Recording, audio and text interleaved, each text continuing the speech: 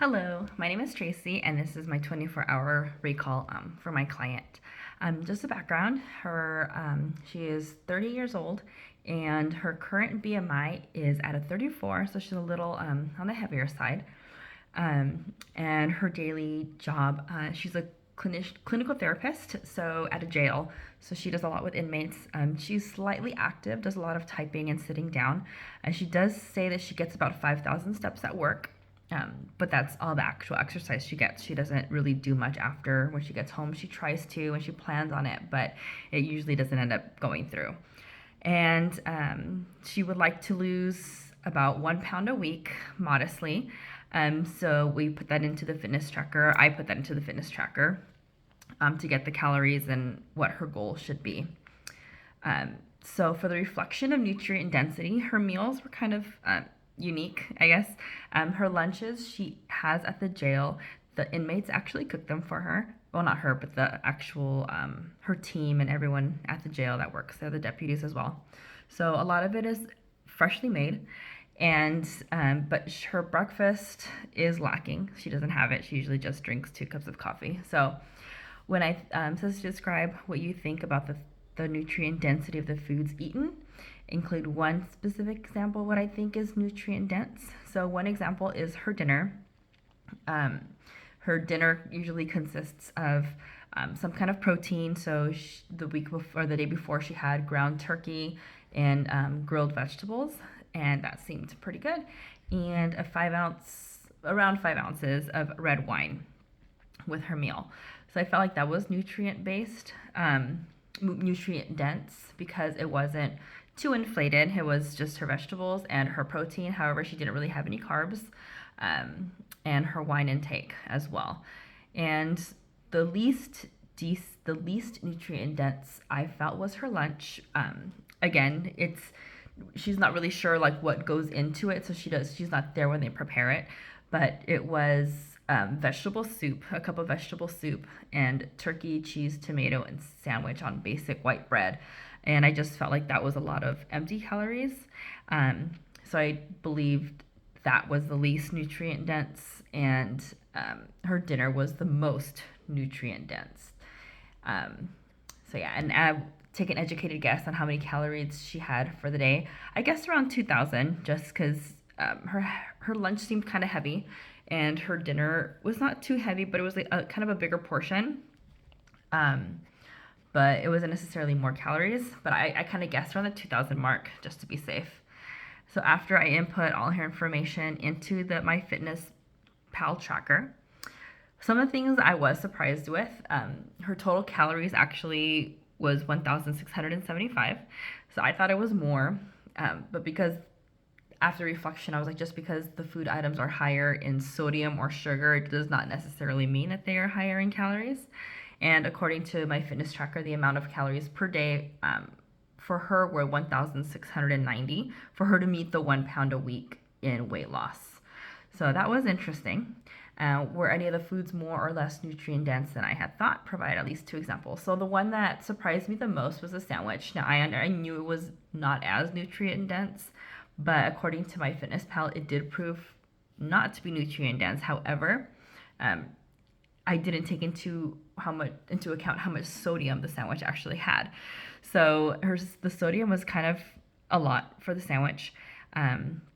Sodium in general for her whole diet, it outweighed any nutrient or calorie when looking at the daily recommendations.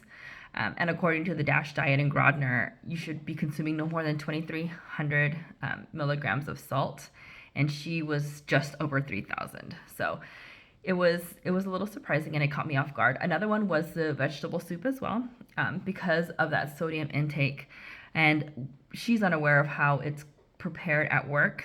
So that was another one that we're unsure if it could be more sodium could be used versus what my fitness tracker takes into consideration when thinking of vegetable soup.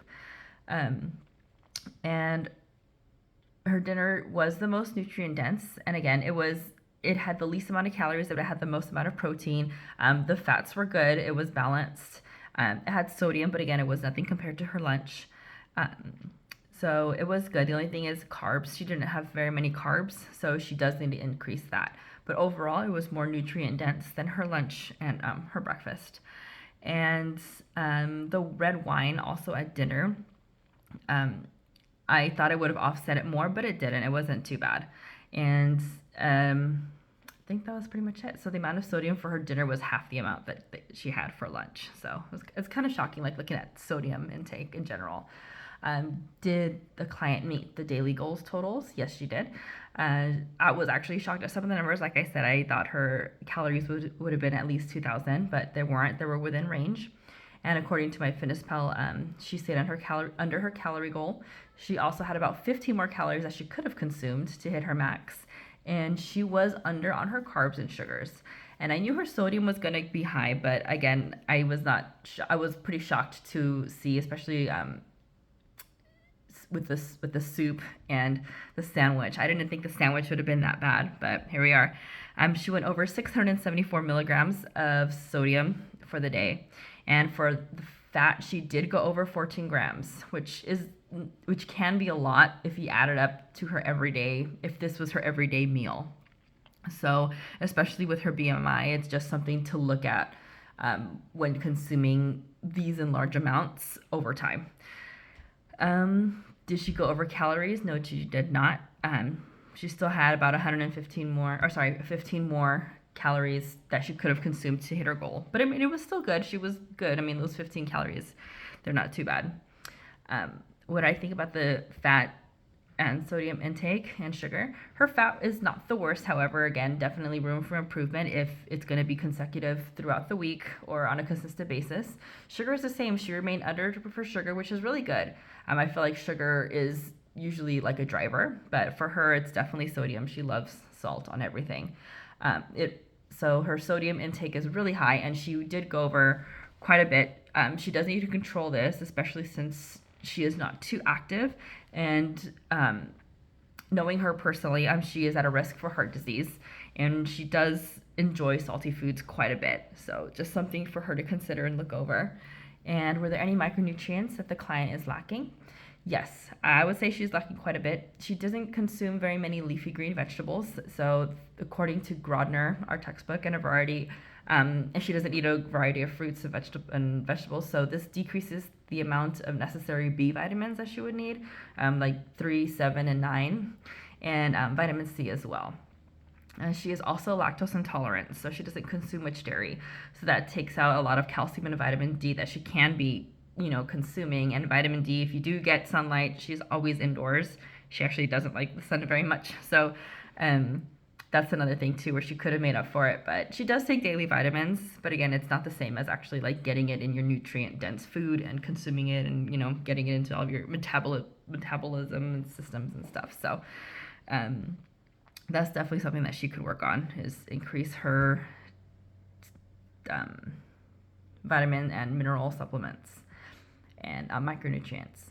So after the analysis, I have 4 recommendations for her.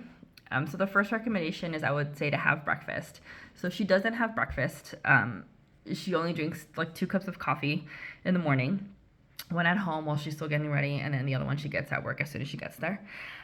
So she does begin with a large amount of caffeine, and she did say that on some days it's 2 in the morning, and she does end up having 2 more throughout the day, so 4 cups of coffee total. So according to Hopkins Medicine, there are many benefits to breakfast, such as boosting brain power, getting your metabolism going and giving you energy to start your day, improving your body's health overall, your heart, digestion, and bones, and helps manage weight better. So if she had a balanced breakfast in the morning, it could decrease her need for so much caffeine throughout the day, and it would also jumpstart her metabolism and could improve her overall weight. So the second recommendation would be lowering her caffeine levels and increase her water intake. The only water she drinks during the day is during her meals. And according to the Cleveland Clinic, too much caffeine can have dehydrating effects because it's kind of like a diuretic. And heart issues also run in her family, so caffeine can increase heart palpitations, blood pressure, and making her anxiety even worse. And so reduction in caffeine would be a benefit to her overall physical and mental health as well. Third recommendation is I would decrease her sodium intake. According to the American Heart Association, 9 out of 10 Americans consume way more sodium than necessary. And it should be limited to 2,300 milligrams per day, as stated earlier. And my client in one day, like I said, had almost 3,000 milligrams.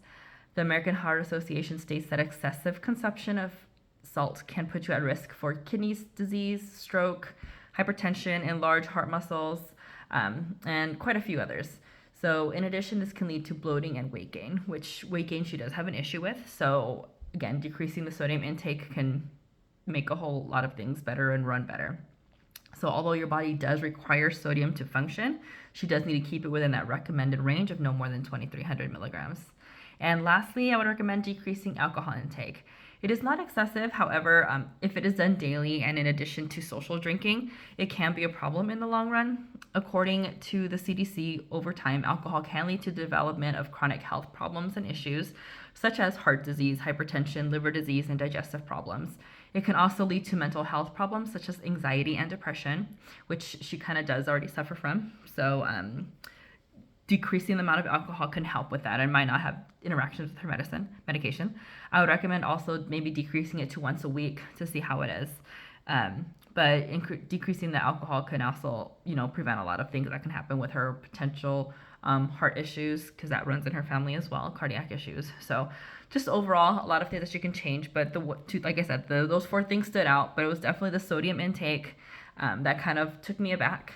And the lack of breakfast, and also not really nutrient related, but just increasing physical activity outside of work, going for a small walk around the neighborhood or something small. So that is my 24-hour recall. Thank you so much. Have a good day.